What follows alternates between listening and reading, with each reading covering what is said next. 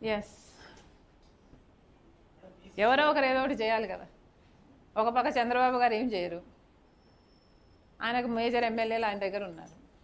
11 ఎమ్మెల్యేలు ఉన్నది వైసీపీ, వాళ్ళు ఎలాగో చేయరు. ఎవరో ఒకరు చేయాలి కదా. మరి ఏమైంది? కల్పించండి. ఏం కల్పించలేదండి.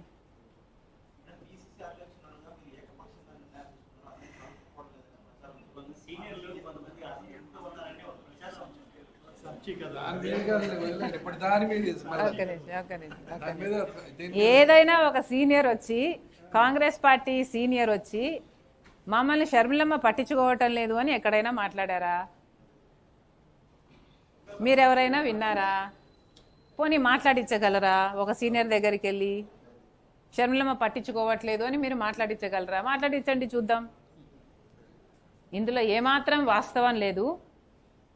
వాస్తవం ఏమిటంటే, మొన్న మేము నూతనంగా అపాయింట్ చేసిన కోఆర్డినేటర్ల మీటింగ్లో కూడా సీనియర్లు అందరూ వచ్చారు, అందరినీ మోటివేట్ చేశారు, చాలా సంతోషంగా ఉన్నారు. మీరు ఏదో పదవుల నుంచి తీసేసిన వాళ్ళ మాటలను పట్టుకొని నా మీద నన్ను అడగడం ఈజ్ నాట్ ఫేర్. పదవులను ఎందుకు తీసేశారండి? కాంగ్రెస్ పార్టీలో ఉన్న పదవుల్లో ఉన్న వాళ్ళని తీసేశారు అంటే ఎందుకు తీసేశారు? వాళ్ళు సరికాదనే కదా పదవుల్లోంచి తీసేశారు. మరి అలాంటి వాళ్ళ మాటలకు మీరు వాల్యూని ఇస్తున్నారు అంటే మీరు అనవసరంగా ఇస్తున్నారు. ఒక కాకినాడ పోర్టే కాదు, ఇప్పుడు వచ్చిన అలిగేషను కాకినాడ పోర్టులో జగన్మోహన్ రెడ్డి గారు ఆయన దగ్గర వాళ్ళు ఒత్తిడి చేసి ఆ షేర్స్ని రాపించుకున్నారు, తక్కువ ధరకే రాపించుకున్నారు అన్నది అలిగేషను. ఇదే డిట్టో అలిగేషను కృష్ణపట్నం పోర్టుకు కూడా ఉంది. గంగవరం పోర్టులో కూడా ఇదే జరిగింది. కాకపోతే అది ప్రభుత్వ వాటా, ప్రజల ఆస్తి. ఇదే జరిగింది.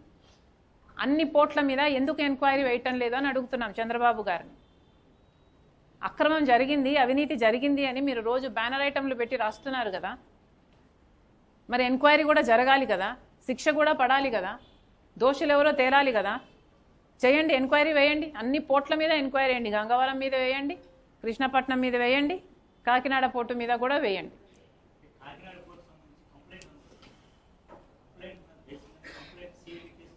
ఏ సుమోటోగా తీసుకోకూడదా వీళ్ళకి చిత్శుద్ధి ఉంటే? పయావుల కేశవ్ గారు కేసు కూడా వేశారు. ఇదే అదాని గ్రీను జగన్మోహన్ రెడ్డి గారి ప్రభుత్వం చేసుకున్న డీలు అక్రమం అని ఆ పేపర్లు కూడా తెప్పిస్తున్నాం. Probably I'll be able to show you tomorrow. మరి మీరు కేసు కూడా వేశారు కదా. మరి ఆ కేసు గురించి చంద్రబాబు గారే ఏం చేయకపోతే ఇంకా మిగతా వాళ్ళు ఏం చేస్తారు అనుకోవాలి?